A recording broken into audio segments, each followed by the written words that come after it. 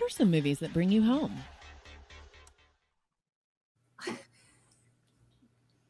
Welcome. How you doing? What's up, buddy? You know, I think the proper answer is Stuber. You ever see that movie? That's the right choice. That would be the right title to bring you home. What is that, Stuber? Guy, I fucking knew it was gonna like. Yeah, I never heard of it. So Stuber is this. It's not my choice, by the way. I hear it's actually not bad. It's I think Dave Bautista and company. Basically, Stu is an Uber driver. Okay. So that's the appropriate movie that would bring you home. There you go. Taxi Driver. Also another one. Taxi fucking driver. That's more my sensibilities anyway. Jokes aside, dad jokes aside, how's everyone doing? Awesome. Killer. No complaints. I just had my blowhole cleaned. You certainly did. And so did Danny. I'm feeling good. It had a lot of shit in it. A lot of weird stuff. I gotta quickly say, Natasha, I actually worked on a Gary Marshall produced short film. It was a Jessica Biel short film as well, back in like 2005. So I was able to meet him briefly. Super cool cat. So there you go. Nice. Congratulations. Yeah, it was awesome. I just ran crew, and they were just. I think Jessica Biel was trying to like up her production company at the time, so she made a short film. Everybody's having problems today. So it's not just me; it's the world internet. Am I frozen? Not you according. For a second, yeah. Not according to my screen. Oh, really? No, that's all you, bro. Back to you, Danny. It was probably me. That's okay. That's very cool. Yeah, it was awesome. Yeah. You know, just sounds like a really fun project. Yeah. So it's called Hole in the Paper Sky. In fact, it was starring Jason Clarke, who went on to do like Planet of the Apes. Like he's an Australian like lead actor. So I'm sure you've seen his face in a shit ton of films. Yeah. As I said, so home films that bring you home, besides Stuber, which fell on deaf ears, understandably. Let's get into it. I don't want to like. Oh, I should tell you. Let's take that off real quick. So I actually I'm painting the video store black. I like it. This is the only part that's gray. Everything else is going super black. So yeah, it's been hardcore here at Monday Video. I'm colorblind. It all looks the same color to me. How dare you? I'm colorblind. What can I do? Same, but different. All right, movies bring you home. E.T. Excuse me, Danny. Danny is frozen again. That's okay. So here's the deal. Any movie I throw out, if you haven't seen it, no big deal. Check it out. They're fucking awesome. Most people have seen E.T., and if you haven't, it's totally cool. This is actually probably my first horror experience. I think I saw it when I was 5 in the theater, front row. And so when Elliot discovers the alien in his backyard that had landed from outer space, and they first meet, it's literally a jump scare. And I was 5, so it kind of fueled my love for horror. But they shot it in the Valley. I grew up in the San Fernando Valley of LA, and they shot it in actually Tahunga. So that house still exists. It's on Del Rios Avenue. Check it out. In fact, if anybody's interested in doing like film location tours, put this on your tour. This shit's rad. You could find all this shit on, the internet. If I had the capital, I would buy this house in a second. But so anytime I watch E.T., it's such a Valley-based film. It's always like fun to revisit, and it's just fucking good. So moving forward. I thought you were going to tell us you really like Reese's Pieces. Oddly enough, I think they reached out to the Mars company, Mars Bars, and they're like, "Nah, we're not interested." And this is like when Steven Spielberg, this is post Jaws, so they're like, "Nah, we're not interested." Dude, Reese's was like, "Of course, dude, we love Spielberg." Boom, their shit eclipsed Mars sales like forevermore. So there's just that. So when Spielberg hits you up for a candy bar, you say, "Yeah, it's a life lesson." Right, exactly. So after this movie that I talk about for that movie, my camera cues are always fucked. You guys know this. After this movie that I talk about, I want to like jump around and ask what movies bring you home, make you feel like you're kind of back as a kid and hometown, whatever the fuck. Pardon my language. It's okay. I'm kind of a sailor without being a sailor. So Goonies was a huge deal for me. And I think I talked about this on another segment. It was a kids segment, and I was actually very PG with my language, so it was good. But most people have seen Goonies. If you haven't, it's totally rad. It's not the kind of movie you want to fold laundry to. You want to hang out and just enjoy it and just get immersed. It's an awesome movie. Yeah. Yeah, and that's Josh Brolin, who's gone on to Jesus criminy. I never do it right. There it is. One of these days, Kevin, you and I should have camera cue. Yeah, it's just whatever. I'm like super right brained. I don't know. No. Okay, there point to the left. Did I point to the left or the right? So has anybody seen the Goonies? I mean, I know Danny has, and yeah, Kevin? I've not. You're not. No. Wow. The What? third act's a little messy. Jump in. What do you think? It's a great movie. I mean, The end.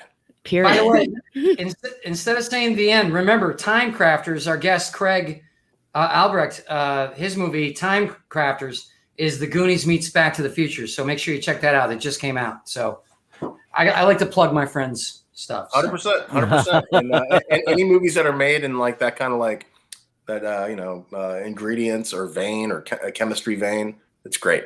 If that's the lifeblood Is it I'm me? sure that's good. It's not me. It makes you want to go on a treasure hunt. What do you mean? Is it you? Nothing. He's talking about the internet.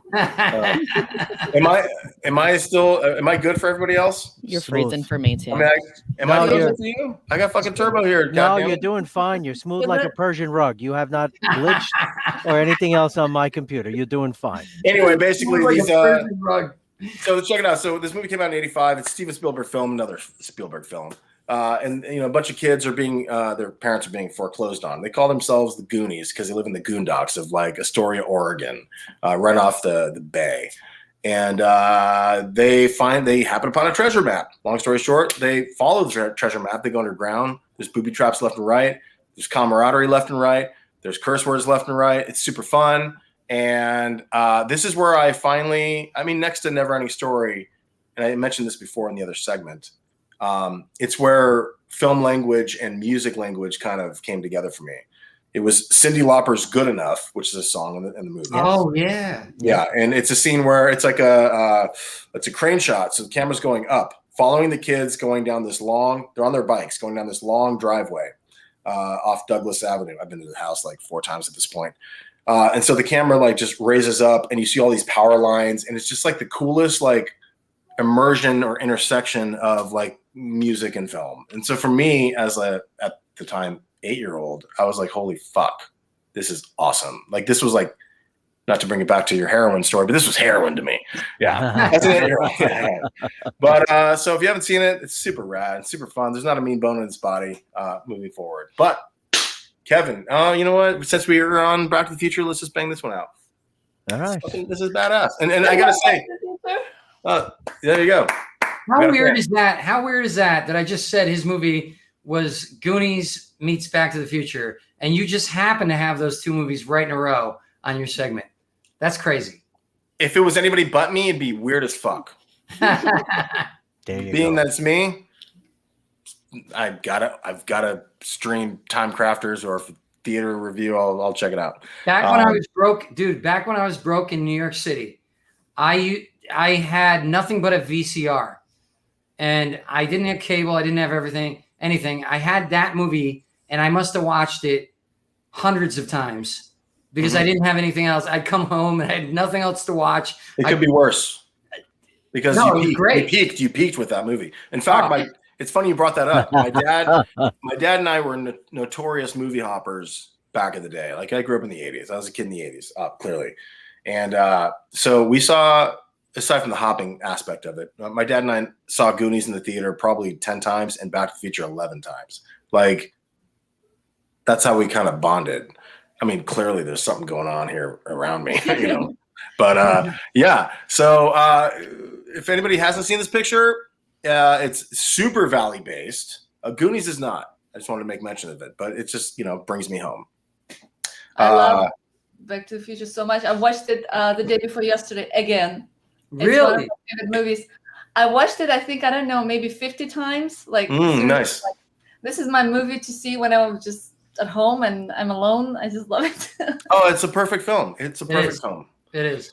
And if anybody hasn't, please. And they filmed almost the entire thing with Eric Stoltz first, and then Yeah. most of the movie. 3 weeks of the film, which is Yeah. a heavy production slate, but and then they realized, nope, this is the wrong guy, and they cast Michael J. Fox. Well, partially because Michael J. Fox was doing Family Ties at the time, and so he didn't have the time to do it when they wanted to do it originally, and so they wanted him, but then he was doing the show, and he couldn't do it, so they got Eric Stoltz, and I met Eric. He's a freaking great guy, but yeah, that's one of the reasons they. But then he became free. And they were filming it, and they realized that Eric wasn't. He's a great actor, but he wasn't the comedic style. The tone was off, yeah, and there was something that they couldn't. It just wasn't gelling, and I gotta say, it saved the fucking picture. Yep, 100%. And I love Eric Stoltz. I think he's a phenomenal actor. But yeah, and it's funny because like partway through the production, he was also doing when they were doing night shoots. He was doing. Family Ties. So he was like killing himself to make this movie, but you know, he made it work. And I was going to say, for anybody who hasn't seen it in viewer land or whatever, basically this kid has a older friend who's an inventor. He invents a time machine out of a DeLorean, goes back in time, runs into his mom and dad, and his mom falls in love with him. He's like, wait, not cool. I need to be born. So the whole plot is him trying to hook his mom up with his dad that haven't like hooked up to make him. So it's a badass plot. And there's 3 of these bad boys, and may there only be these 3. That's just my, you know. Maybe in 100 years, you know, you can remake it. But right now, just re-release it if you want to. Well, that's the thing with time movies. Like you can do 2, maybe 3, and then it just becomes too convoluted. And you got to stop at 2, I think. It's funny because I have a series called Trancers, and they have like 18. Really? It's like, that's how you. I've seen this one before. It's just repackaged. That's how you wind up with Bill and Ted's Excrement Adventure. Oh, that's very funny. If that was on the fly joke, brilliant. That's. Of course it was. No, actually, there's like 6 or 7 transfers, but who's counting? Clearly, I am. Moving forward, Kevin. No, forget me, please. God bless you. God bless you. You're always on the ball. Kevin, I want to break this up so it's not just like me doing oral reports. All right. What movies do it for you? What movies bring you home or, you know, take you back? Both movies are set in 1977 in New York City. Saturday Night Fever, which they filmed in my neighborhood. I knew people like this. This was an option when I was a kid. This was something you could legitimately do, have your normal, regular life, and then come Friday night, you dress up, you do a lot of cocaine, you go out to a disco, and you shake your ass all night long with questionable friends. That's awesome. So, and you know, it's amazing I didn't follow that path, really. If you think about it, I'd look wonderful in a white suit, but that whole vibe.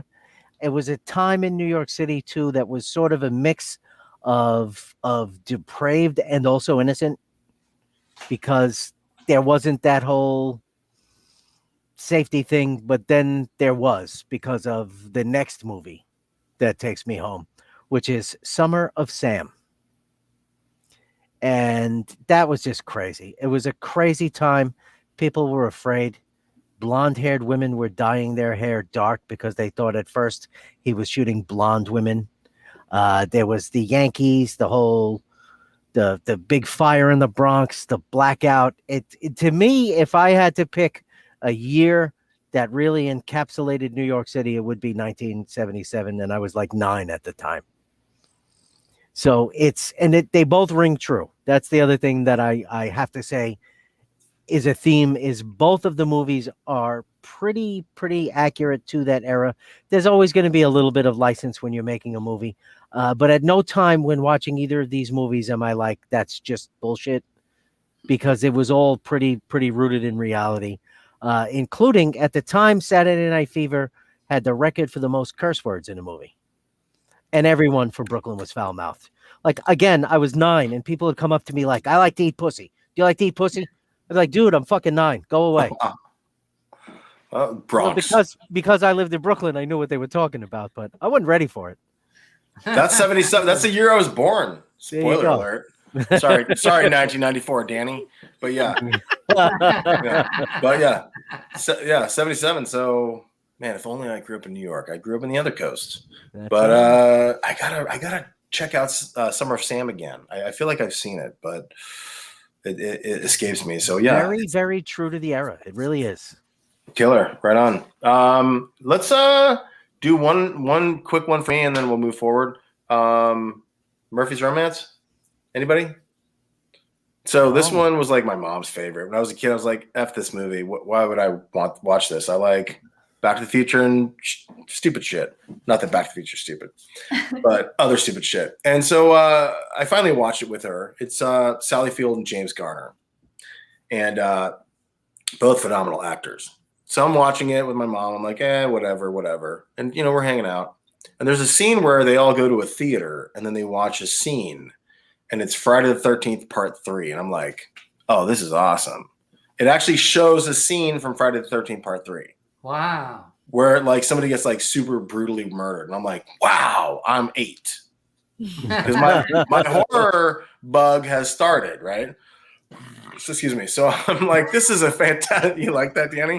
I'm drinking Truly, which is like the GoBots of White Claw. Yeah. We're gonna get a sponsorship from them and just say it'll keep your gut down, but you're gonna burp a lot. You're gonna burp a lot. So it's a good thing I'm not using the mic version. It would have been like 3D audio style. It was great, dude. That's the first burp on the show that was that audible. Well, I'm drinking Truly. So, it's funny because when I was drinking White Claw in the last episode, you kept saying like, oh, it's very gassy. I'm like, oh, I don't see it. I think Truly might have eclipsed White Claw in terms of air. If nothing else, this is a head start toward getting Wendy Williams to sponsor us. Oh, yeah. I'm definitely, I can say I'm losing our guests. So anyway, moving forward. So I started watching Murphy's Romance with my mom because it was like one of her favorites. And I got to say, it's grown on me. Like I've, to this day, I've purchased production used notes, call sheets. Like I've got all these things. And just because it's kind of like me capturing, because I'm a super movie cinephile, as you can see. But it's like me capturing like that fun time that I was hanging out with my mom. I mean, there's other fun times. My dad and I were more like the movie buddies. My mom and I have a couple movies maybe. And Murphy's Romance is one of them. It's basically Corey Haim's almost first film, by the way. Oh, wow. He plays Sally Field's son. And she, she has a kind of a string of bad luck. She ends up in Arizona and she opens a ranch. She's like a horse boarder. And she runs into James Garner, who runs a pharmacy. And he's like the town's most eligible bachelor. And at this point, spoiler alert, I don't want to do it too much. He's a little older than she. Okay. And that's kind of like the guessing game in the movie. Like, how old are you? So anyway, long story short, it's a hell of a picture. Totally holds up. Check it out. By the way, Murphy is James Garner in the film. It's not Sally Fields. So let's move forward. Anybody? Mm-hmm. What's next? Is it me? Is it somebody else? Otherwise, I'll ask Natasha. What's up?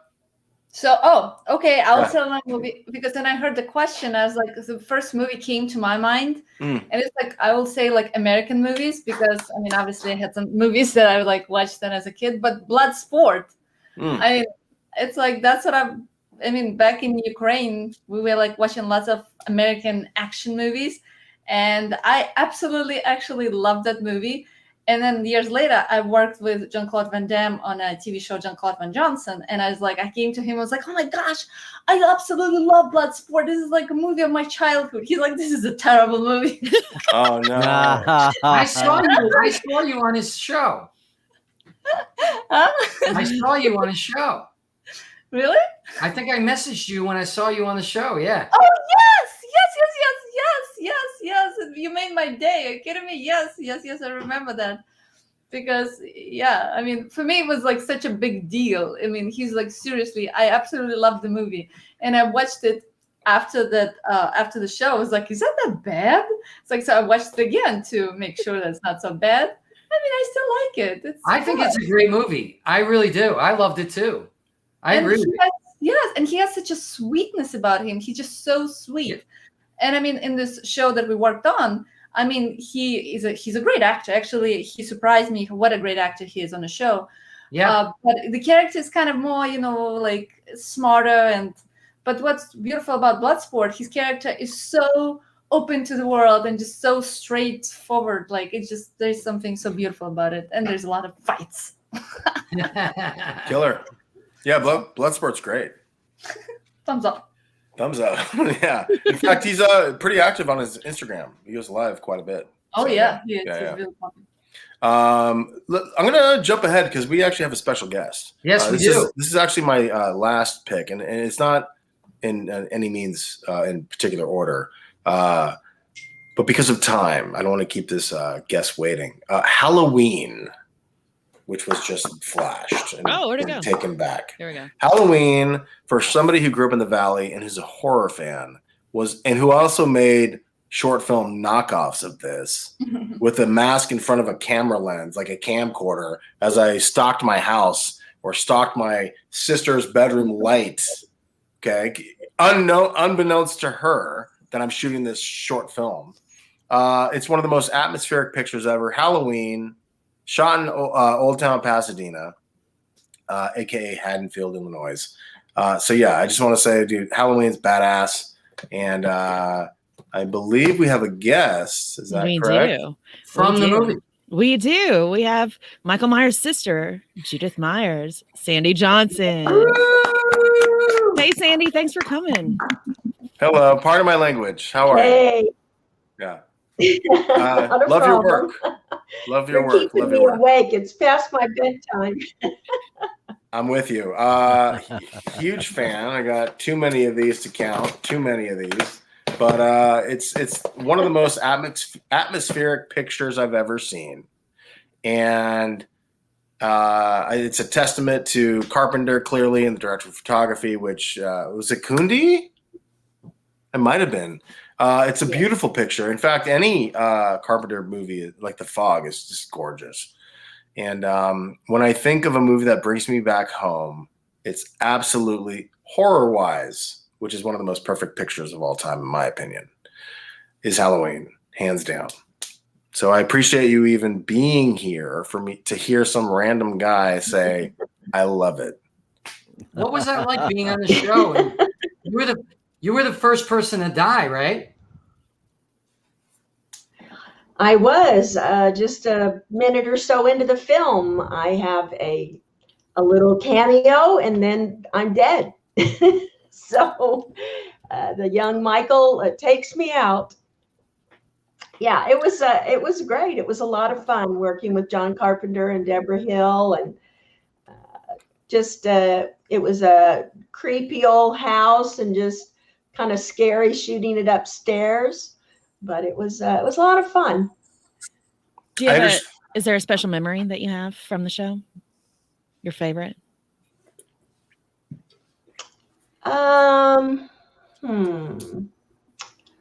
Probably the scene on the couch with my boyfriend. I'm glad you brought that up because that's part of the single take camera shot, if I recall, from nerding out and watching special features over the many years, and where like the crew was moving lights to potentially get out of frame, or as the camera passed by the Steadicam, as it captures what it needs to capture. So it's a heck of an entrance. What's it like being a part of history? I mean, that was a historic movie. I mean, did you realize how big it was going to be when you were shooting it? And how did you feel once you realized how big it was? Yeah, I had no idea. I actually had no idea till about 3 years ago when my agent found me, because I was living a whole different life in rural Texas. So I really was rather shocked just 3 years ago that it had actually become an iconic film, and that people knew who I was and were actually looking for me for a long time. So yeah, it was crazy. And now it's like this huge responsibility, really, to carry this role, because it is an important role. And I feel like I need to do it justice and carry it with pride, and reach out to all the fans, because a lot of them wondered where I was all those years. So it's been kind of fun touching base with all of them and getting to know them. So I imagine I'm guessing. Have you done some conventions since? I have. That's why he actually contacted me, because he wanted me to do conventions. So I've done about maybe 7 or 8 now. And then last year I had 7 more lined up. Of course, they all canceled. But Sure. I did end up doing the Mahoney Drive-In and a pop-up market in Houston, both of which were fun last year. So it wasn't a total fanless year. But this year I have Chicago Flashback coming up, and For the Love of Horror in UK. So they're coming in again. So I'm looking forward to that. Good. That's exciting. If I may, if Mad Monster ever reach out, they're a great convention. Yeah, so check them out. They have a convention in Arizona and North Carolina. So just a heads up. Cool. Usually PJ Souls does them. And you have a movie coming up. Yeah. Oh, I love PJ. She's awesome. I love it when we're next to each other. We have a good time. She's a sweetheart. Okay, I will. My agent actually does all my bookings, but I do send him suggestions now and then, because there are so many cons, and he's busy, and he has like 100 clients. So he's a very busy man. So putting in a word here and there of something cool never hurts. Sure. So now you're back into acting again. You got a film coming out, Susanna said? I am. I started taking acting lessons online again a couple of years ago, and I was cast for a cameo in Vulp's The Lust for Revenge, which is a Hungarian film, and I'm looking forward to seeing it come out. I saw the prologue before I was asked to do the cameo in the newer one, and I absolutely loved it. I thought it was fabulous.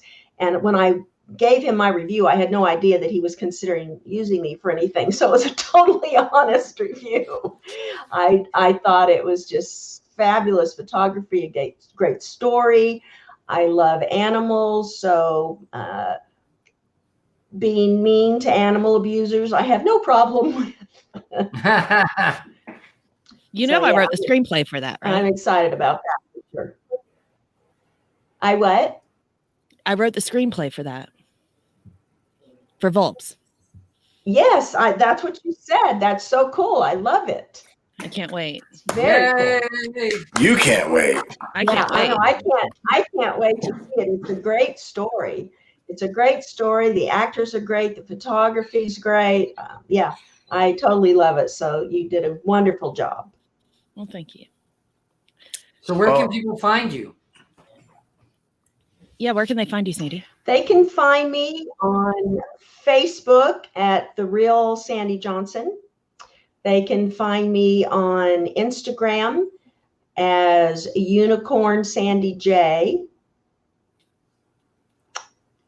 And they can find my website where they can get signed photos or send in things to be signed, posters and things. They can watch a lot of my interviews. And that is unicornsandyj.com. Very nice. I appreciate you stopping by for this. This is a super treat. And just thank you again. Love your work. An iconic picture in all of film history. So thank you. Thank you. Thank you, Sandy. Well, I appreciate the invite. You have a wonderful evening.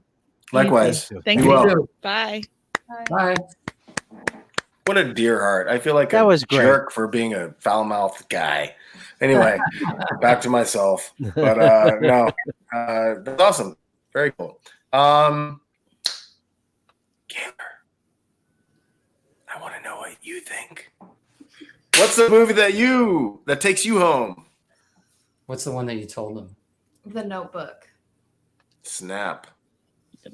Better face. You might do a little lean. Yeah. I used to have to do that. It was awesome. Yes. What do you think? It's so romantic. I used to watch it with my mom and dad all the time growing up. So it's just one of those movies that brings me back. You know, I got to tell you, if I may, I used to clown on this movie before I saw it. I'm like, the Notebook, the Notebook, only because of the social media like chatter. And then I saw it. I'm like, damn, this movie's awesome. It's Okay, great. it's fantastic, and I totally undersold it. And I had no idea how good it was. And oddly enough, where is it? This movie, remember Murphy's Romance? Mhm. James Garner is the old dude in the movie. He's in the nursing home in the film. Wow. Yeah, Wow. so yeah, he's a hell of an actor. Oh, So- yeah, he was. He really was. Yeah, so the movie's fantastic. I can't agree with you more. I was a hater for lack of a better word. And I agree with you. It's totally rad. Yes, it's very romantic. Well done. That was the I first agree. movie my husband and I saw when we started dating, and we've been married 16 years. Snap. So Brought So to you by that's- the Notebook. That's how you hook a woman. You watch that Take- movie. Now, Yeah. if he had taken you to see Bloodsport, you'd still be married too. Oh, snap. probably. Probably. All right, so the next one, real quick, Mr. Boogedy. Anybody? This is really reaching far into the middle of There we go. whatever. So Disney used to have this thing called ABC's Wonderful World of Disney in the late 80s. And they would have like an hour featurette, if you will. And this was one of them. This was a super horror film. You could find it on YouTube, totally streaming. It's fun. It stars David Faustino's brother. Fuck, Nice. David Faustino in it? I know his brother's in it. Regardless, the movie's rad, or this feature is rad. This family moves into a house, and it's super haunted by somebody who got killed 300 years ago. And this guy, bam, I got it right, is like the antagonist, and he sucks. So if you're like a kid and you watch this shit, you're like, holy shit. If you're an adult, you're like, holy shit. This guy's got boils. Anyway, check it out. Moving forward. Yeah. It's on YouTube, Mr. Boogedy. They got a sequel, Bride of Boogedy. Moving forward. Back to the Beach is dope as shit. Anybody? Yes. I'm trying to remember. Frankie Valley. Is that Pee Wee Herman? Hello. Frankie Avalon. Frankie Avalon. Oh. I thought that was a WCW pay-per-view in 1991. So back in the day, Frankie and Annette, Frankie Avalon, Annette Funicello, they were they made these series in the 60s. They made these series of beach movies, very PG, wholesome beach movies. Sure. And then 20 years later, in late 1987, they made this punk rock beach movie, Back to the Beach, and it's actually rad.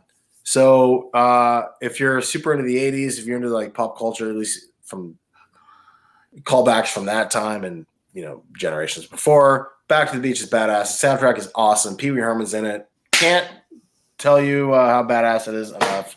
And it was shot at all the beaches I grew up in. Nice. Yes, Pee Wee Herman Danny. is in that movie? Wow. Yeah, it was cameo. I went to Coney Island today. Beach in Was he Brooklyn. Pee Wee Herman back then?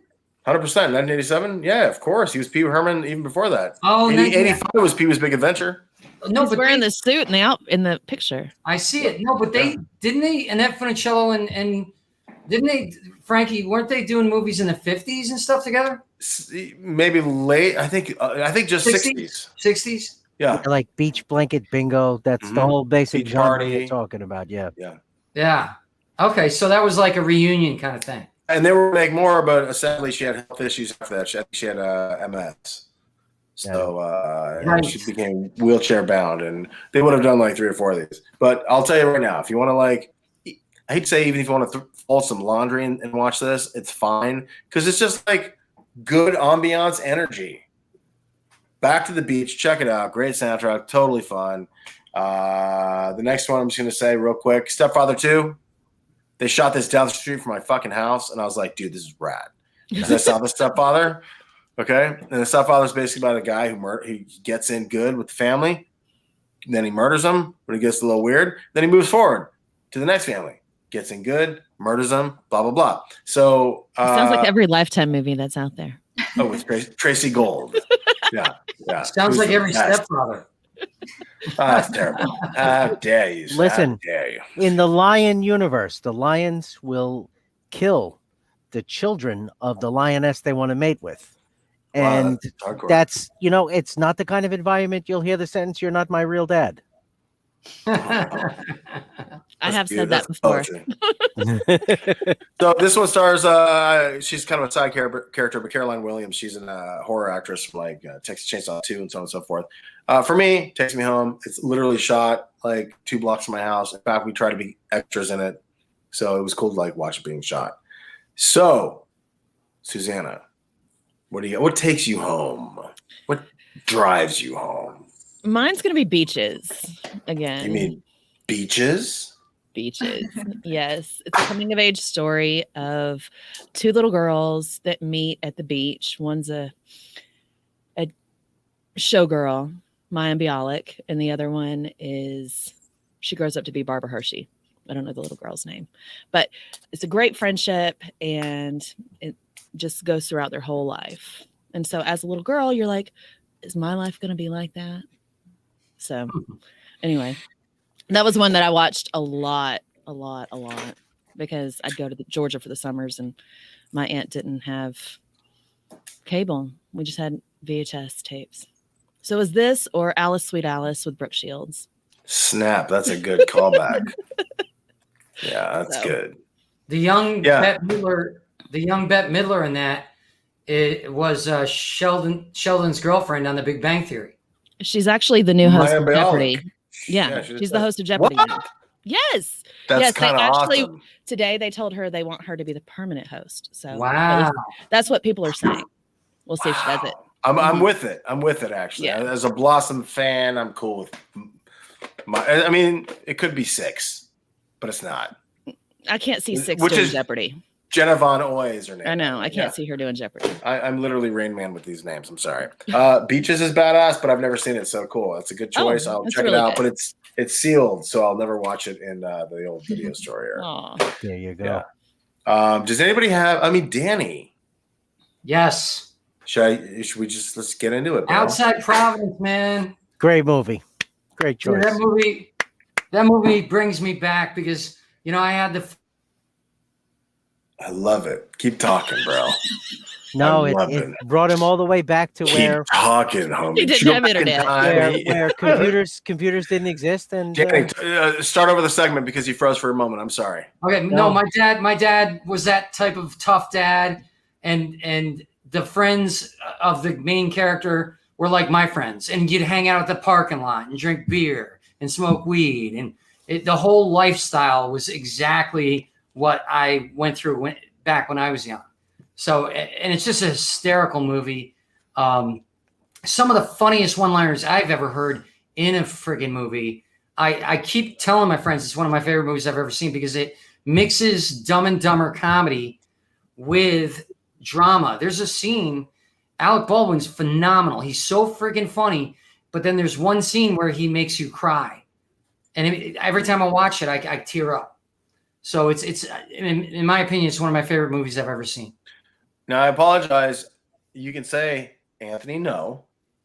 But do that scene with the Chinese food if you're down. If you're feeling it. Yeah. absolutely. Yeah, he's sitting there. He's in his underwear.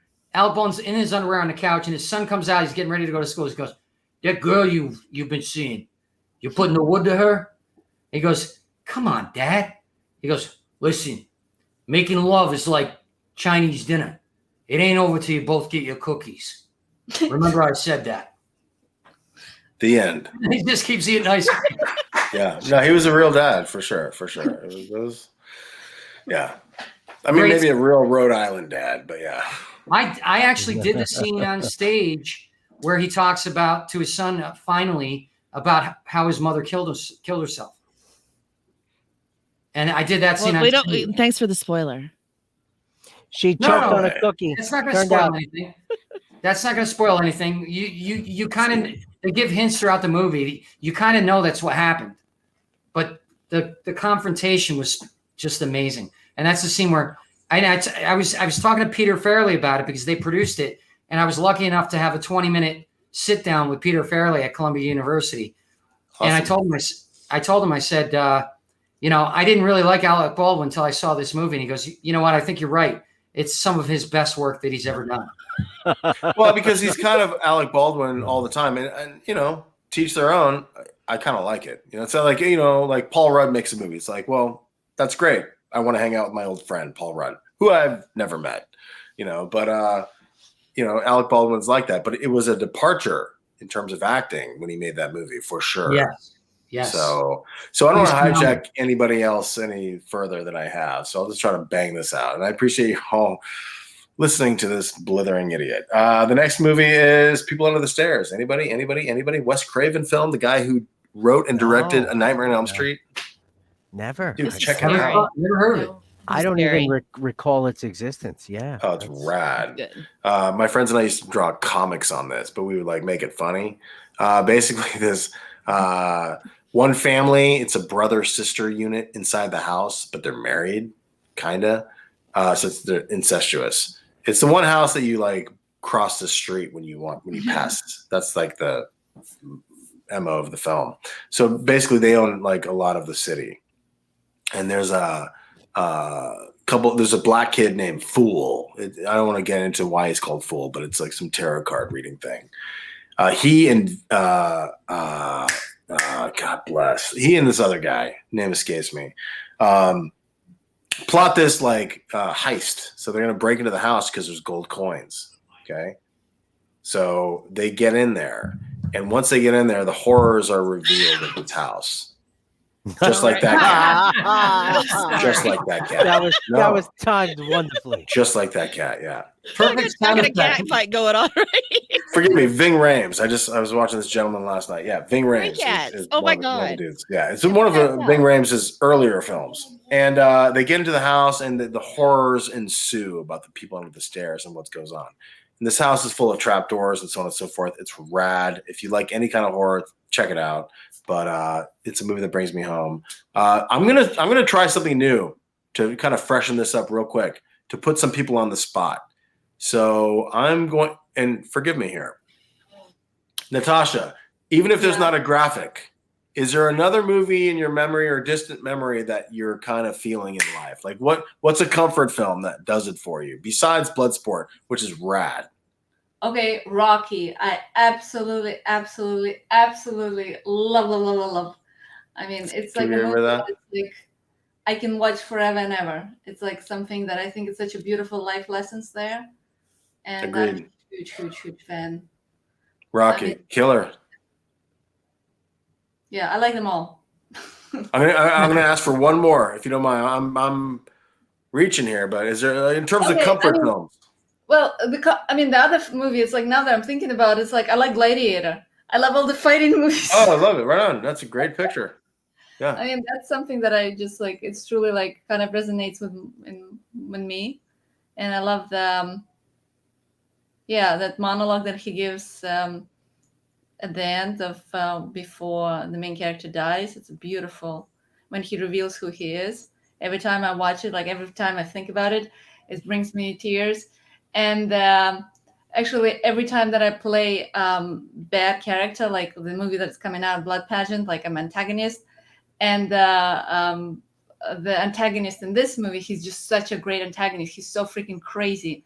I mean, I think that's every time I kind of try to reference that character. And Joaquin Phoenix, I believe. Yeah, Joaquin Phoenix. He was like how crazy he is, and how like, and how much he wants love. It's like such a powerful character. So yeah, I love Joaquin Phoenix. And not to mention the soundtrack. Oh, the Shining is great, but the soundtrack of Gladiator is fantastic. Oh my gosh, fantastic. So like moving, but the Shining is awesome. Oh my gosh, Shining too. Yeah. Have you seen Doctor Sleep? Huh? Have you seen Doctor Sleep? No. Okay, so Stephen King came out with Doctor Sleep, which is a sequel novel to The Shining. Okay, many years later, it came out like 4 or 5, 6 years ago, and they made a movie about it, and it is awesome. I cannot recommend it enough. Again, Doctor Sleep, sequel to The Shining. It's the young boy in The Shining, but as an adult. Oh, I will check it out. That's cool. Yeah, and I gotta tell you, if you stream it, you have to. I gotta tell you, you have to find the director's cut. The director's cut is 30 minutes longer, but I've seen both, and it expands about like so many like character developments in the director's cut. You just look for it. I think it's called Red Rum, as a matter of fact. So Okay. check it I'll out. try- It's so Yeah. good. That sounds good. Yeah. Yeah. Yeah. So apparently we're going on 2 hours. I'm getting notes here from the management. You know, Shut up. getting notes here. So it's like it's going off the rails. Like fuck I have your to theories, pee. Anthony.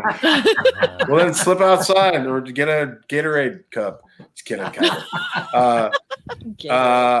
All right, so the next one, and then we'll just wrap it up. Hot Shots. Anybody? I love this movie. I watched this in seventh grade. Constantly. Amazing. It's a parody of Top Gun, and Top Gun Maverick is coming out like Oh. within minutes. The sequel to Top Gun, okay, with Tom Cruise. So this movie basically takes the piss out of Top Gun, and it's rad. And I just remember, like as a kid, like my friend and I would like hide our bikes under the stairwell of the mall, and we wouldn't even lock it up. We would just hide it. And then like roll in and check this out. We probably saw it like 5 or 6 times in the theater. It's so fun. Not a I mean love bones Charlie body. Sheen in this movie. That's great. He's It's great. So He's so good. He was so Gonna great laugh. when he got caught up on drugs. He You was know, so great. In my stand-up act, I used to do a joke about the expression "taking the piss," and the punchline was, "It sounds like a blowjob gone horribly wrong." Whoa. I could see how that would go wrong. Oh. Yeah. Just to close it out, I was initially going to close it out with Halloween, but just to put a pin in it, for me, the next 3, and we can cycle through these in 5 seconds, are Boogie Nights, Magnolia, and Punch Drunk Love. These are all Paul Thomas Anderson films. Very good films. All shot in the San Fernando Valley where I grew up. So it's almost a travelogue within the city of San Fernando Valley. Totally highly recommend them all again. Boogie Nights, Magnolia, Punch Drunk Love. And not to put you on the spot, but to put you on the spot, Kayler, you got a backup? Another film that you like throw on in the background that you're feeling? It's Swap me out if you super can. cold. It's Roman Holiday. Oh, cool. Nice. Nice. Is that like 40s? Yeah. Right on. I think I own it, as a matter of fact. I don't think I've seen it in years. Audrey Hepburn. Yeah. Right on. Very nice. Roman Holiday. You don't find a person this young that watches those movies. It's incredible. Well, that should be a standard. It's funny because I think I mentioned this before, just to kind of close it out. I felt like movies and music didn't start until I recognized that they started, and that was when I was like 5 or 4. Okay, so for years it took me, a hot minute to actually start looking back of things that happened before I was born. Holy, there's a world out there. So, Yeah. With that said, that's the segment. I don't want to hijack you any further. Movies that take you home. Thank you, Kevin, for the suggestion. And Susanna, that's all I got.